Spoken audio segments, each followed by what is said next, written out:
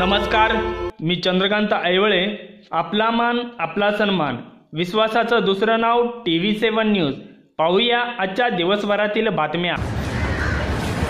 नमस्कार, दिल्लीतून मी सुप्रिया सुळे आपल्या सगळ्यांशी बोलते. आज पार्लमेंटचा प्रश्न उत्तराचा तास असताना एक आश्चर्यजनक गोष्ट आली. मलाही उत्सुकता होती, कारण का त्याच्यात प्रश्न असा आला आहे की धनगर समाजाला ST मध्ये आरक्षण मिळणार का नाही. त्याच्यात हा ट्रायबल अफेअर्सला विचारलेले अनेक प्रश्न आहेत, ज्याच्यात महाराष्ट्र असं राज्य आहे जिथे तुम्ही त्यांना आरक्षण इन्क्लुडेड इन शेड्यूल ट्राईब, आणि मग ही तारीख आहे की तुम्ही हे कधी देणार किंवा महाराष्ट्र सरकारची काय मागणी आहे.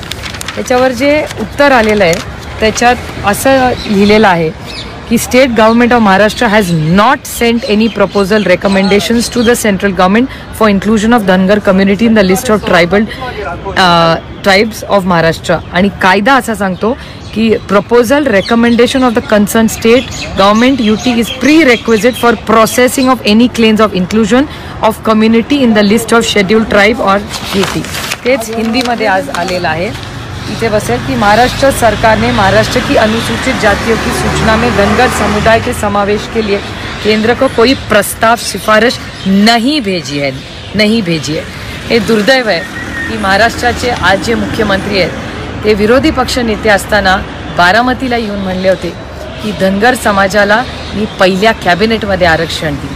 जवळपास महाराष्ट्र सरकारची 4 वर्ष झाली आहेत आणि केंद्र सरकारमध्ये त्यांची सत्ता येऊन एकत्रपणे 4 वर्ष झालेली आहेत आणि इथल्या सरकारला 4.5 वर्ष झालेली आहेत. हे शेवटचं सत्र पार्लमेंटचं आहे आणि धनगर समाजाला आरक्षण देण्याचा कुठलाही प्रस्ताव महाराष्ट्र सरकारने केंद्र सरकारकडे पाठवलेला नाही, असं ऑफिशियली आज पार्लमेंटमधल्या प्रश्न उत्तराच्या तासात सांगितलं आहे. हे दुर्दैव आहे की फडणवीस सरकारचं आणखीन एक फसवणूक आज धनगर समाजाची केलेली आहे. हे दुर्दैव आहे. आज समाजाच्या वतीने आणि महाराष्ट्राच्या वतीने मी आज एक नागरिक म्हणून महाराष्ट्राच्या जनतेच्या वतीने महाराष्ट्राच्या मुख्यमंत्र्यांकडे न्याय मागते आहे की ह्या समाजाच्या आरक्षणाचं तुम्ही नक्की करताय काय याचं स्पष्टीकरण त्यावेळी द्यावं.